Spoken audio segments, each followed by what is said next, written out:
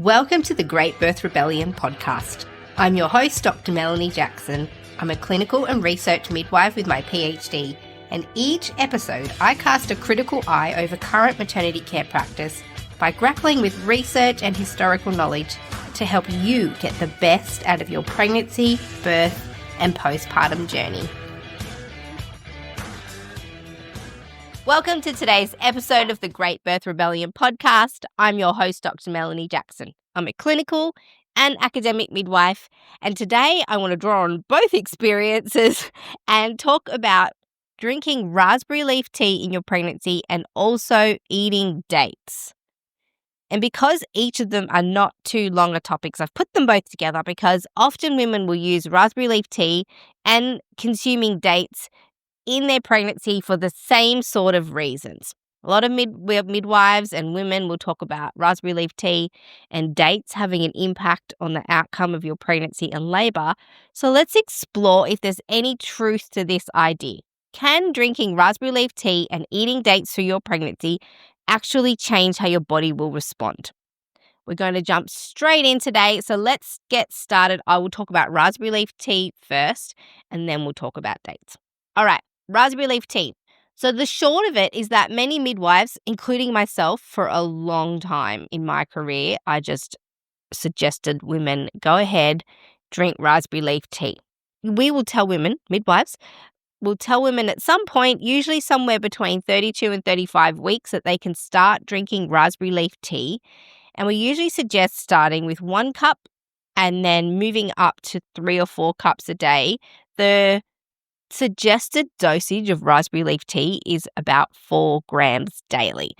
I could not find any information regarding how we came up with that dose of 4 grams daily, but that seems to be what some of the research indicates is what we would call a therapeutic dose of raspberry leaf tea. And so the idea is that you build up to how many cups a day you have, ending up at 4 grams, which somewhere along the line we decided was 3 or 4 cups of raspberry leaf tea. I really wish I had a lot more solid evidence about this, but you'll see through the episode that there actually is not a lot to go off. And when you're using herbs and any type of medicine, that you need to achieve a therapeutic dose. And so any research or use of a herb that is underneath a therapeutic dosage would not be considered effective. Now, raspberry leaf tea is thought to act on your uterine muscle, on your uterus.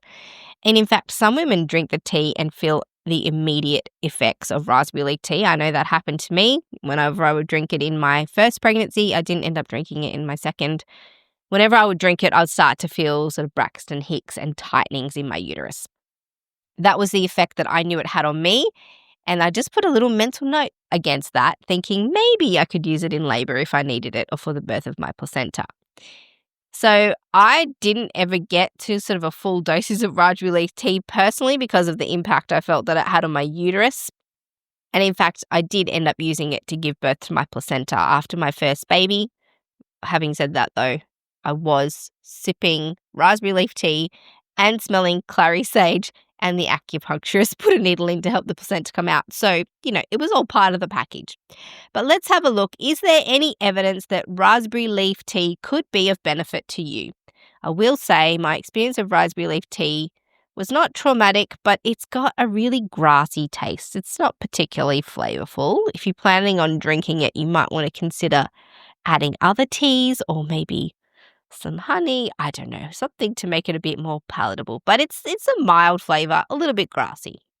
So as usual, I do a fair bit of reading and research around each topic that we do on the Great Birth Rebellion podcast. And today is no exception. If you want to have a look at the actual papers that I found and you're on the mailing list, then that comes to you in an email. You'll have access to the resource list for the podcast for this episode and all previous other episodes. But if you want to get on that mailing list, just go to melaniethemidwife.com. All the links are below in the show notes, and you can have a look at the actual papers.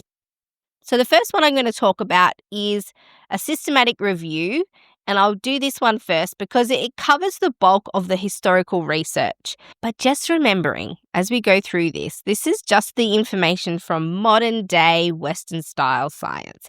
So there is a raft of traditional medicine practices that relied heavily on herbs for medicinal purposes. And a lot of this information was passed down through oral histories. Some of it's been lost through time, but there was a time where herbal medicine was the only option for medical care. And this traditional knowledge is not something that I can cover in this podcast. I can really only draw on Western research from most recent sort of medical history.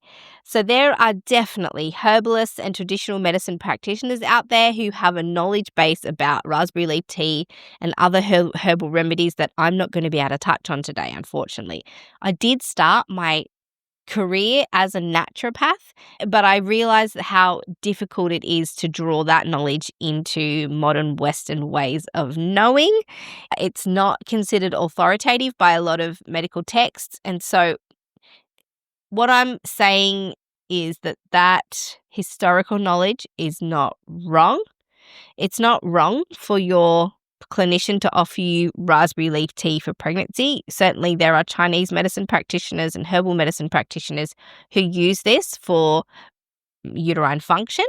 But if we are looking at modern medicine and Western scientific research from this perspective, which is what I'm doing today, mostly because that's what I have access to, then you'll see what I'm going to talk about. But there are other bodies of knowledge and wisdom that are just as authoritative as the stuff I'm going to talk about today. It's just hidden or intentionally silenced in this day and age. So let's have a look at what I found. This systematic review that I'm going to look at is available in the resource folder. So if you're following along with the resources, this paper is called Biophysical Effects, Safety, Efficacy of Raspberry Leaf Tea Use in Pregnancy, a Systematic Integrative Review.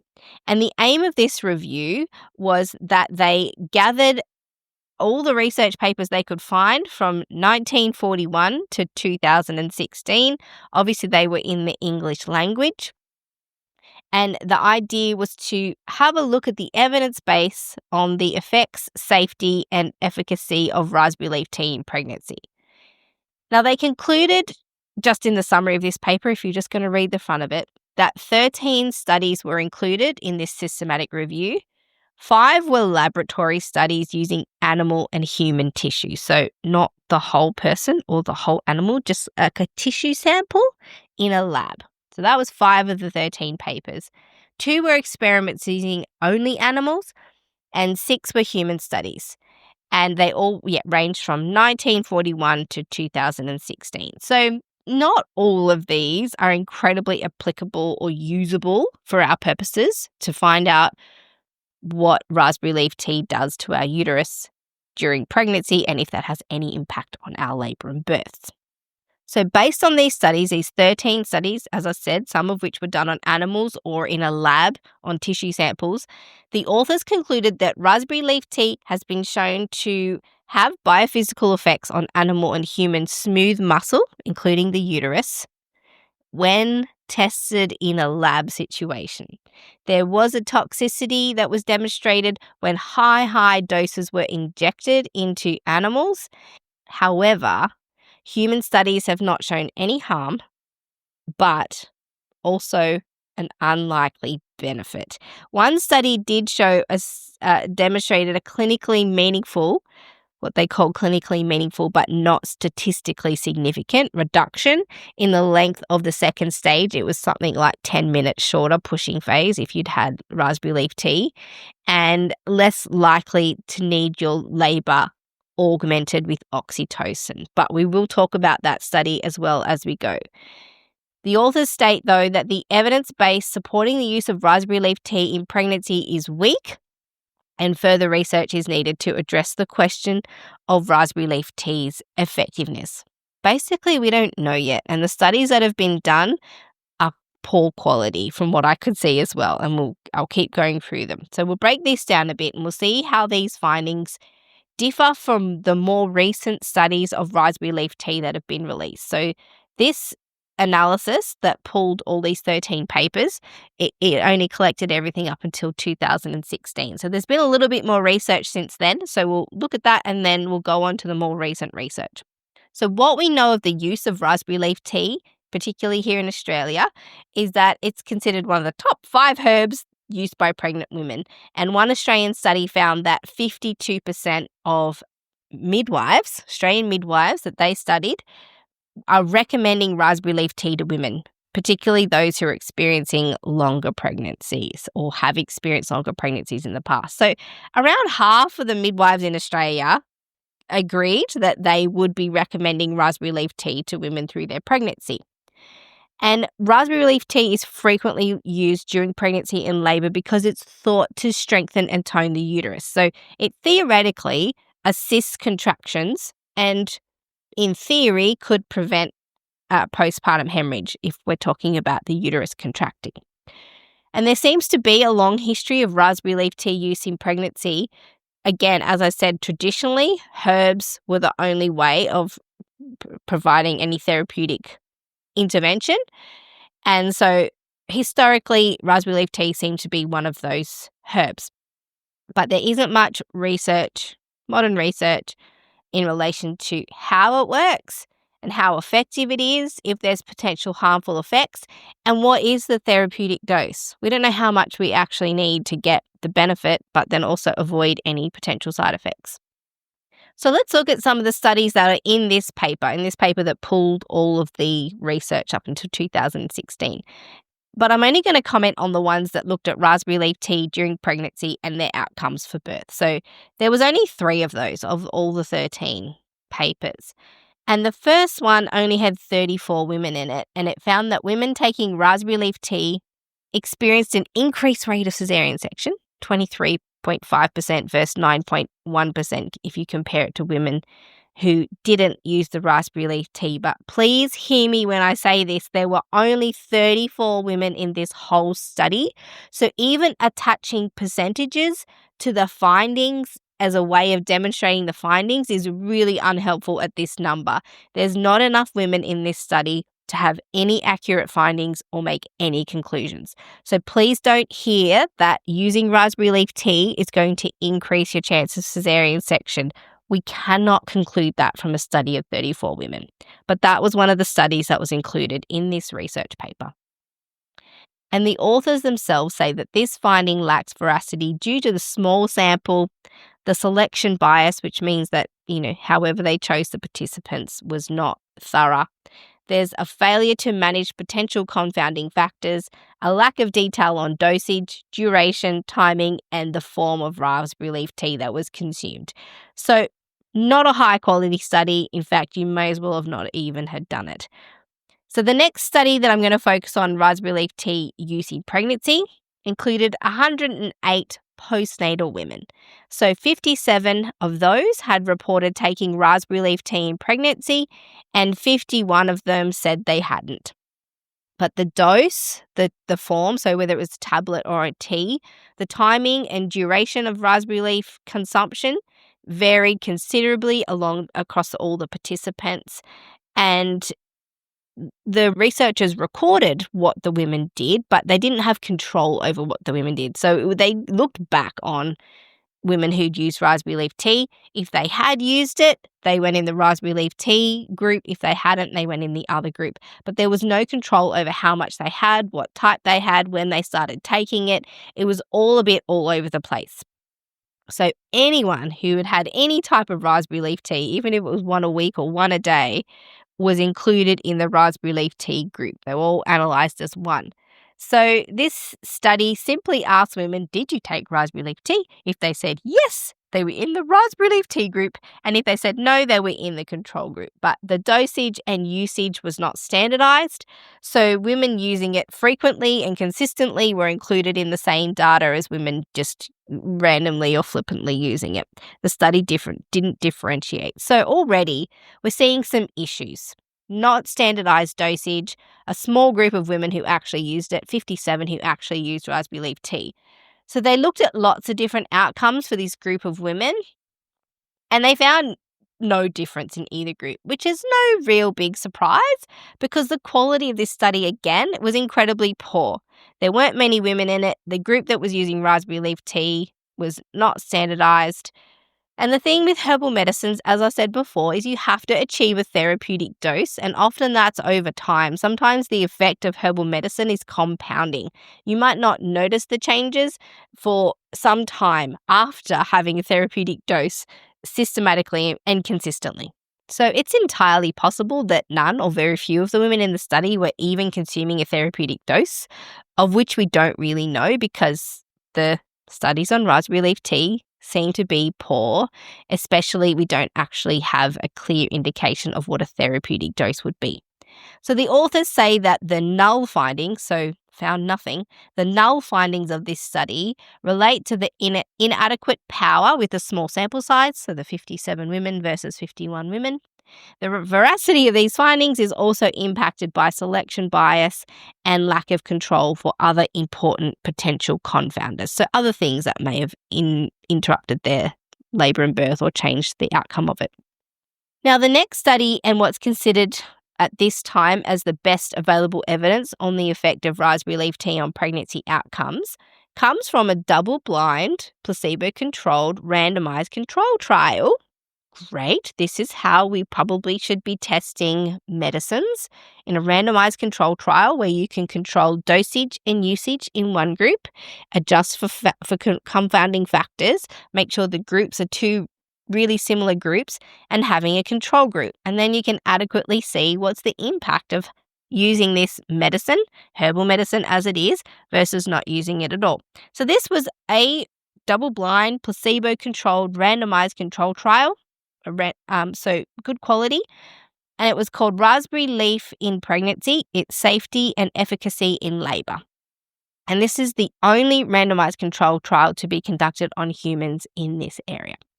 So they included low-risk women who had not had a baby before, but they only had 192 women, and they were randomized to receive 2 daily doses of raspberry leaf tablets. That totaled to 1.2 grams per day. So already, again, they're using a dosage that we don't know, is that the right dosage to be therapeutic? We don't really know, but that's what they studied it on. And so the women were taking 1.2 grams of raspberry leaf tea a day from 32 weeks gestation, or they were taking a placebo. They didn't know which one they were having. The findings were that they had no statistically significant differences between the groups, either adverse effects didn't seem to occur. There was no change in maternal blood loss after birth, no change in blood pressure issues, no change in neonatal birth weight or the outcomes for the baby. There was also no statistically significant difference between the groups for gestation, how many had their labour augmented with artificial oxytocin, the number of women who had artificial rupture membranes or used epidural, or the length of any stage of labour or difference in the mode of birth, whether or not it was vaginal, caesarean, or forceps. The only potentially clinically meaningful difference that they found was a shorter second stage or pushing phase of labour, which was around 10% difference. For the women who'd used raspberry leaf tea, their pushing phase was about 10 minutes shorter on average when you compared it to the women who didn't have raspberry leaf tea. There was also a small difference in the number of women who had forceps birth, and I guess if you on average have a shorter second stage, you're less likely to be exposed to a forceps birth. So 19.3% of women who had the raspberry leaf had forceps, and 30% had, if you didn't have raspberry leaf tea, which is so high. Anyway, in this particular study. Now, the authors still called these null findings. The null findings returned for this study may result from the sample size, which was underpowered. Again, not enough women to make a conclusive statement about the effect of raspberry leaf tea. The other possible reason for the outcome is there was a sub-therapeutic dose of raspberry leaf tea that was used in this study. So what they're saying is the dosage that they were giving to the women who had the raspberry leaf tea was sub-therapeutic. It didn't reach a therapeutic dose. So women who were randomized to the treatment group were given 2.4 grams of raspberry tea, and what they've said is that it's less than the recommended dose of 4 grams daily. So this is the study that offers the strongest available evidence, and I'm putting that in inverted commas, but obviously it has some limitations, including lack of detail about the randomization process, and also there were more participants in the raspberry leaf tea group who had private maternity care with a midwife. So in the raspberry leaf tea group, 11.5% of those women also had care with a private midwife versus 5.2% of those having continuity of care with a midwife. And so already that's a confounding factor, because we know that women who have continuity of care with a midwife already have better outcomes. So that could be a thing that just explains the better outcomes in the raspberry leaf tea group, but really we can't really know. This study is too small, 192 women in total. It was a subtherapeutic dose of raspberry leaf tea that was used, and also the groups were not evenly matched. It wasn't a good quality randomized control trial. And so the final conclusion from this systematic review is that the body of evidence informed by human studies on raspberry leaf tea use in pregnancy does not show any benefit. There is scant evidence from these works to suggest that raspberry leaf tea may have some effect, but this only came from the study with 192 women, and we already just discussed some of the shortfalls of that randomized control trial. But possibly it shortens the second stage of labour and therefore also reduces the chance of forceps birth, but there's really not good enough evidence to say that confidently. We need a better quality study in order to answer that question. On the plus side, they also didn't really see any major issues in terms of side effects that could be owing to the fact that the doses were inappropriate or inefficient. So based on what I could read from this systematic review, we can't, as midwives in Western English-speaking countries, recommend this to women because there's just no real evidence of there being much benefit. Of course, they also did not identify any actual risks. So if you want to drink it, you can. If you feel that there's going to be some benefit, or if you have some kind of other knowledge or wisdom that lends itself to encouraging you to use raspberry leaf tea, there's no problem with that. I'm just saying there's no current English language, Western style testing of raspberry leaf tea that would make it so conclusive that we can recommend that women use it. But we can also now look at more recent research to see if there's anything new that we've learnt since 2016. And there was actually a study done in 2024 by the same authors who completed the systematic review that I was just talking about. And again, unfortunately, it was small. It wasn't a randomized control trial, which is really what is needed if we're going to test a medicine, albeit it's a natural medicine. But if you want to test the impact of a medicine, a randomized control trial is the way to go. So this one that was done in 2024 was an observational study, and it was called Raspberry Leaf Use in Pregnancy, a prospective observational study. Again, you can read it in full in the resource folder. And this study aimed to determine associations between raspberry leaf use in pregnancy and augmentation of labour. So augmentation means you've already started labour, and then they also start oxytocin drip to keep your labour going if for some reason the contractions slow down or they're less effective. And they also had a look at some other outcomes. But data was derived from questionnaires which captured demographic information about the women and herbs they used in their pregnancy, but only 91 women in the whole study. 44 of those were exposed, what they call exposed to raspberry leaf tea, and 47 were not exposed. So this is the size of the study done in 2024. So there was a smaller proportion of women in the raspberry leaf cohort that ended up having augmentation of labour, epidural, instrumental birth, caesarean section, and postpartum hemorrhage. And more of them had a vaginal birth and their labours were shorter than the women who reported not to have used raspberry leaf tea. And it said the findings were, under these conditions, the use of raspberry leaf was strongly predictive of women not having their labours medically augmented.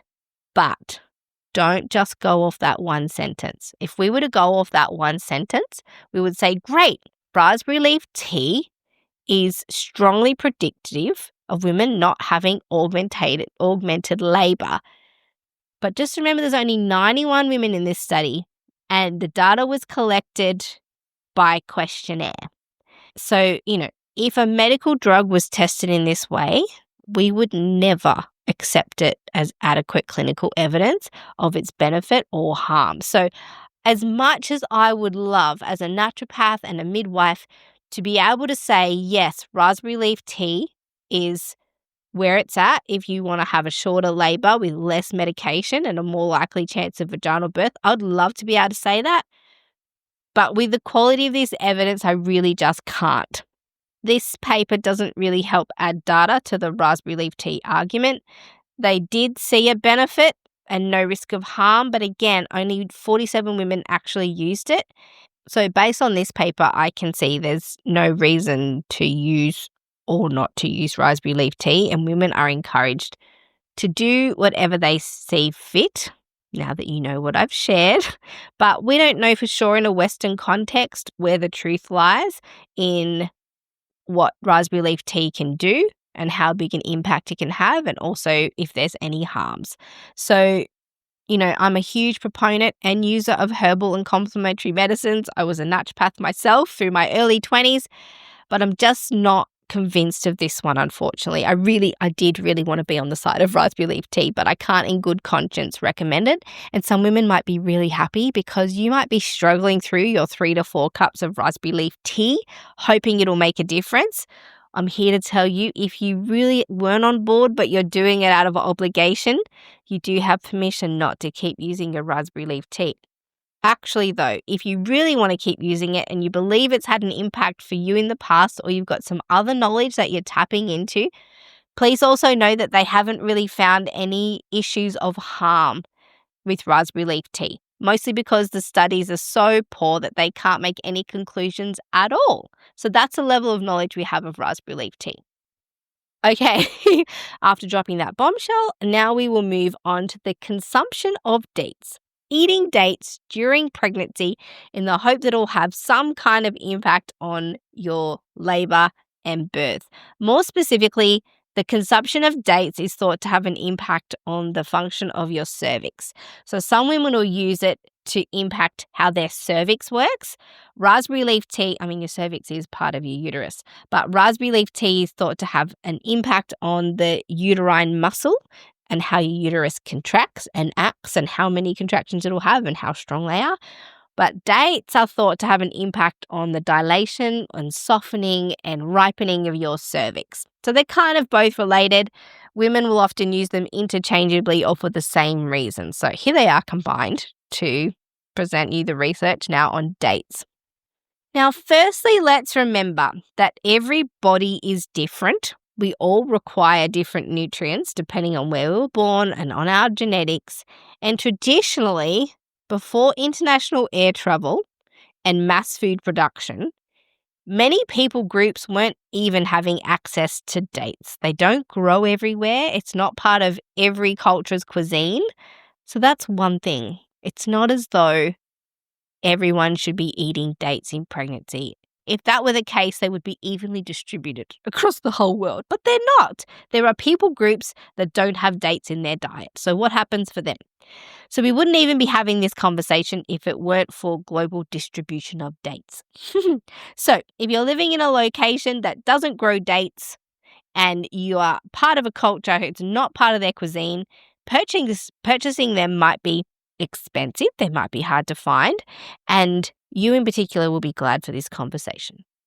So if, as many women do now, if you were to go ahead and Google and have a look for AI information on date consumption during pregnancy, it will give you this broad answer. And if you went by this answer, every woman would be off buying dates and adding them to their shopping cart to eat them through their pregnancy. Here's what AI says about consuming dates through pregnancy. Consuming dates during late pregnancy, especially 6 to 8 dates per day from 36 weeks, can help with cervical ripening, potentially shortening labour, increasing spontaneous labour, where you just give birth without any interventions, and it may reduce the need for intervention like oxytocin and reduce the risk of postpartum hemorrhage.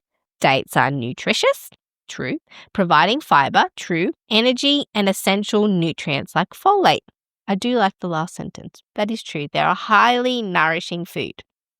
So yes, there is some truth to this, and there is actually a lot of research about the impact of consuming dates during pregnancy. The problem is, while I found some papers, probably all the good research is not in English because eating dates in pregnancy seems to be rooted in traditional medicinal cultures of the Middle East and Persia, India, Iran, Israel, and just places where dates grow and are part of the usual cuisine.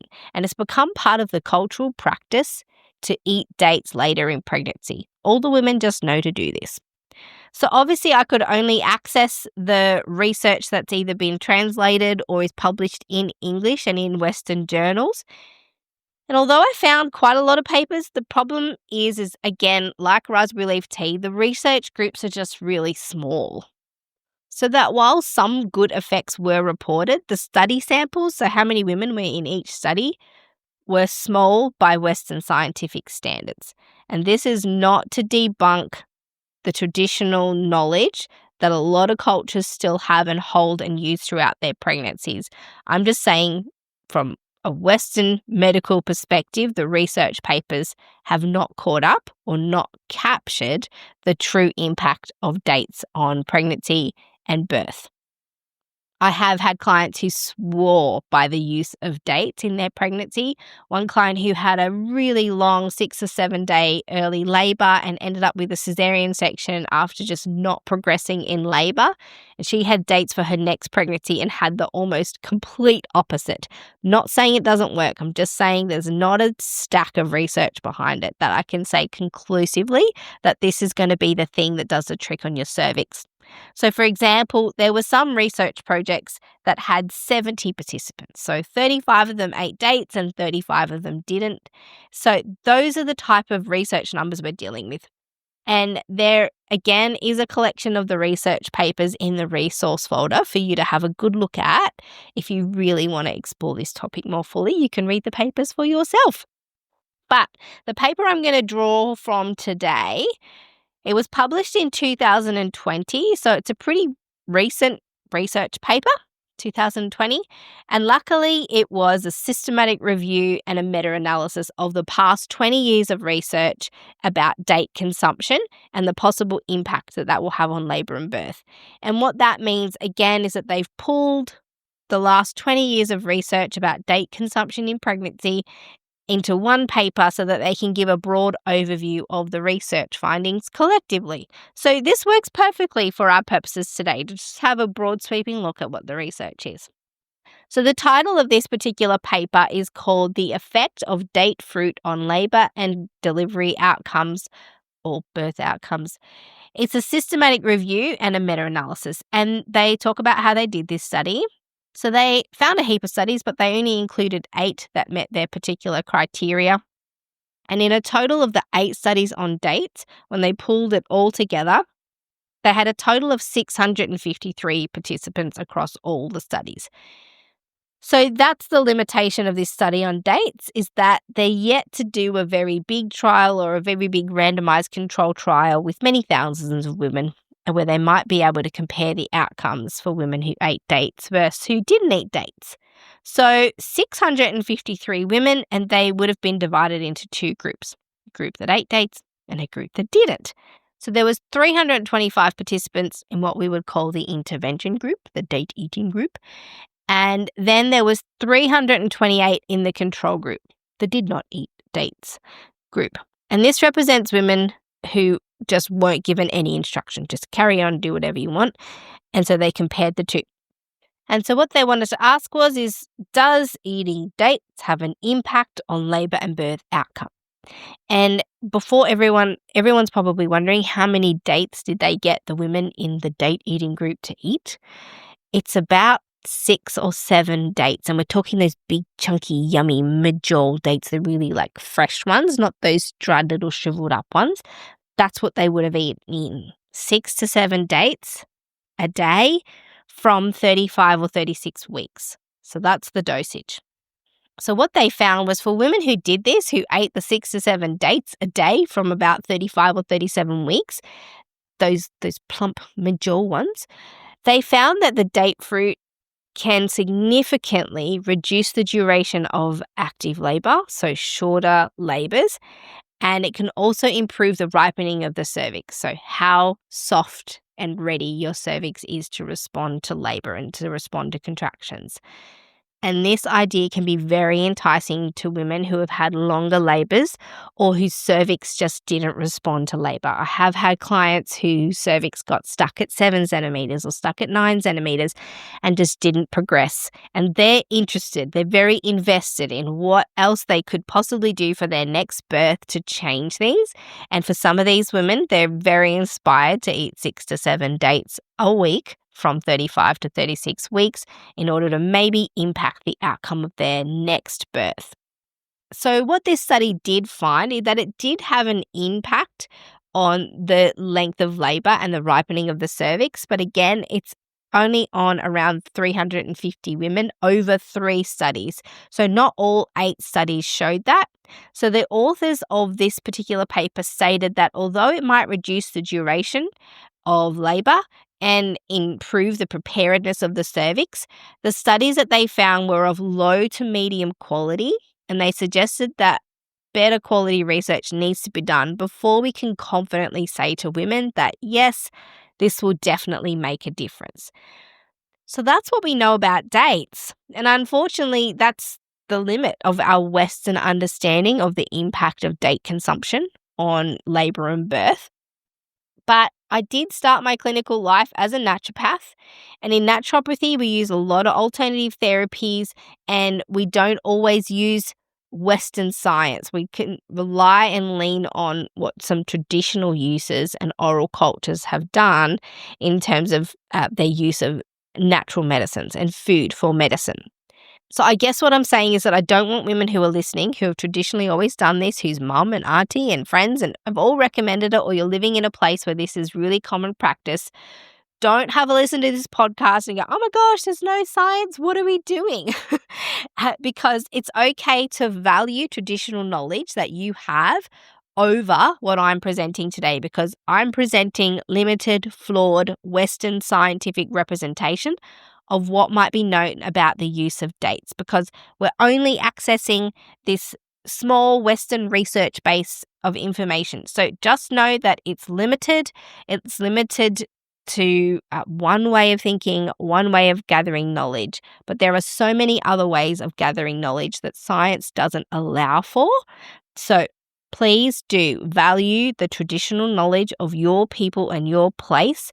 There's medicinal knowledge that does not translate into Western culture. And it's knowledge that's been gathered over time and over years, and there's still value in this.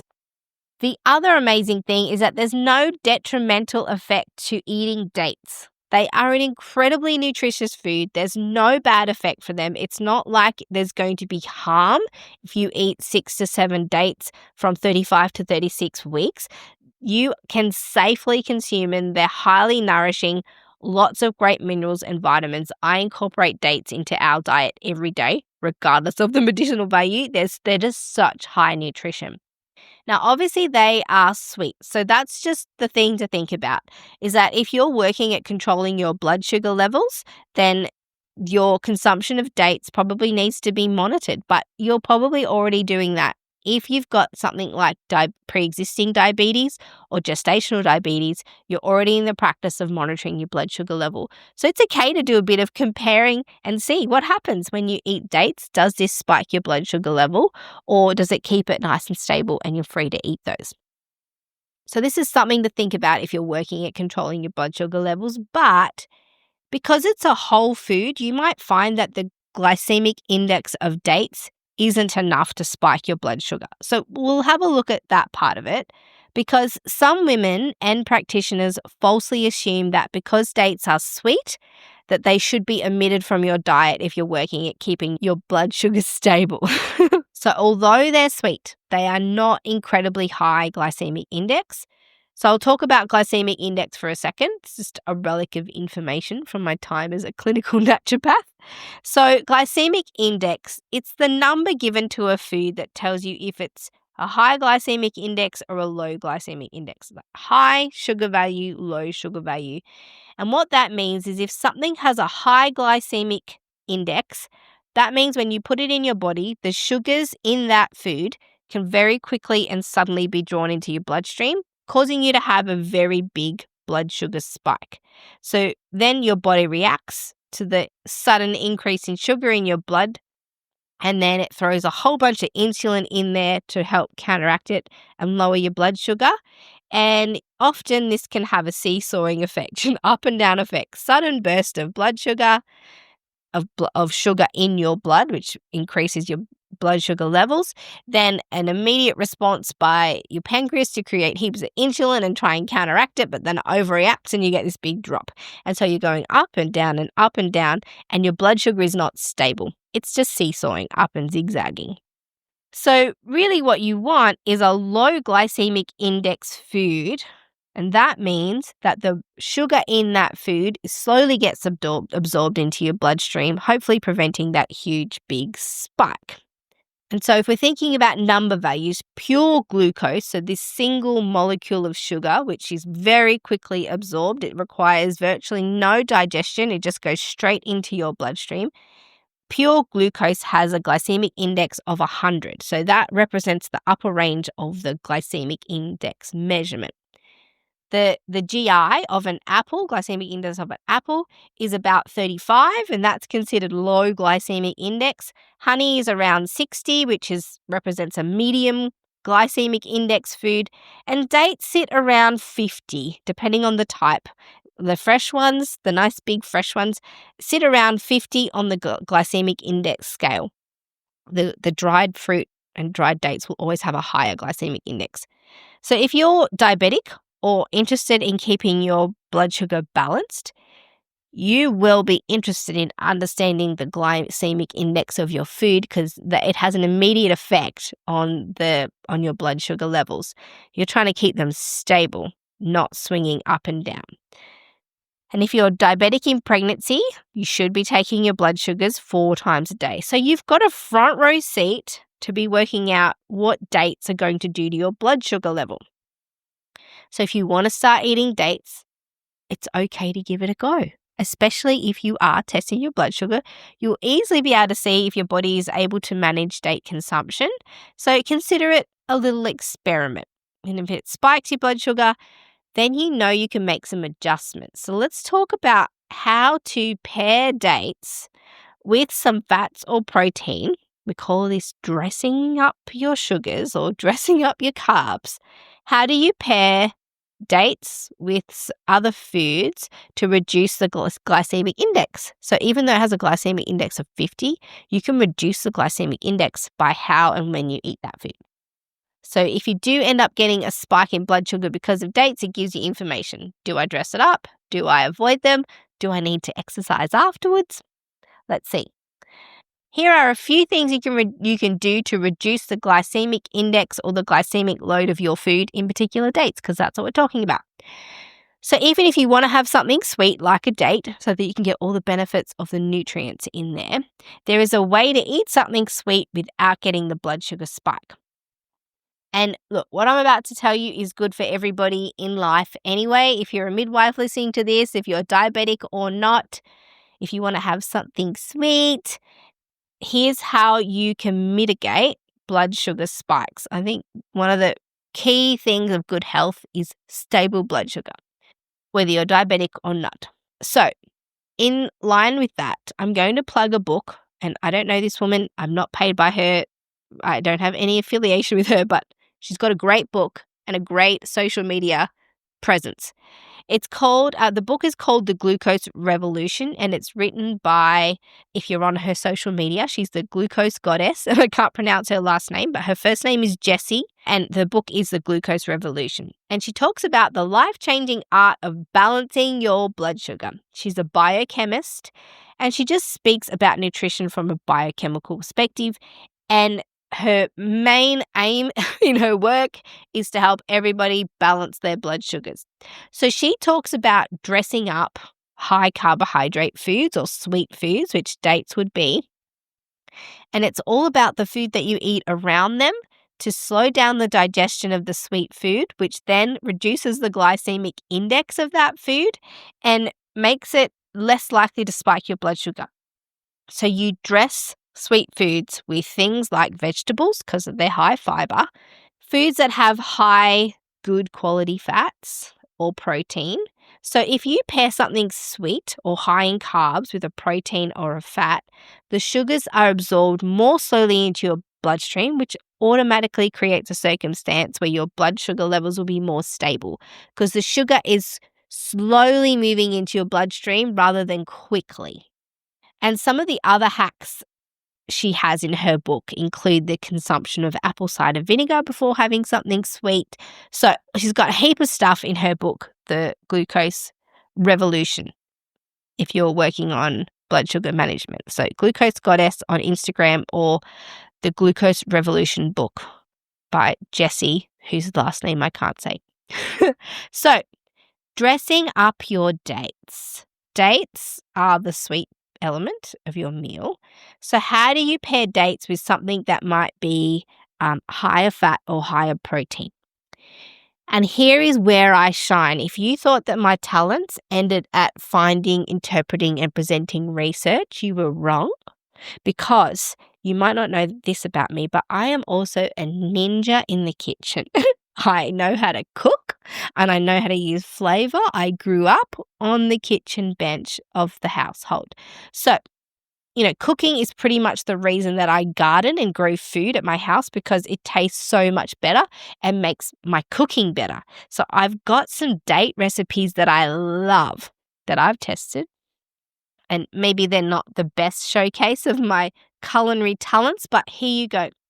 So the dates are amazing because they become this vessel that you can stuff things into, like a bread roll, but a mini one. So here's my first suggestion. So you just cut a slit along the top and pluck out the seed out of the middle. So this is possible if you've got those big, fresh medjool dates. They're all very plump and they should have the seeds in them. They're probably the more expensive ones, but they're the most delicious and nutritious ones as well. So pluck the seed out and you'll see it opens up like this beautiful cavernous space, and they're quite malleable. If you want to make them a little bit bigger, you can kind of stretch and flex them a little bit. And that space is just asking to be filled with something delicious, something fatty and full of protein to dress up this carb. So open up the date and use it like a vessel to transport other nutrient-dense items that you might want to pop in your mouth for a little treat. So here we go, few recipes for you. If you're going to try and eat 6 to 7 dates a day, this is of interest. If you're not trying, this is also just a nutritious snack that you can still enjoy. So the first one, ironically, I'm going to give to you if you're not pregnant. So this is for your kids, partner, any birth workers listening, whoever you are listening. If you're not pregnant, this one's for you. I don't know why I'm starting with it, but it's one of my faves. So the reason why it's not for you if you're pregnant is that it contains soft cheese. So if you don't eat soft cheeses because you're listening to government recommendations, and if you're listening to the government and to the local health service, particularly here in Australia, you will not eat soft cheeses during pregnancy like I did.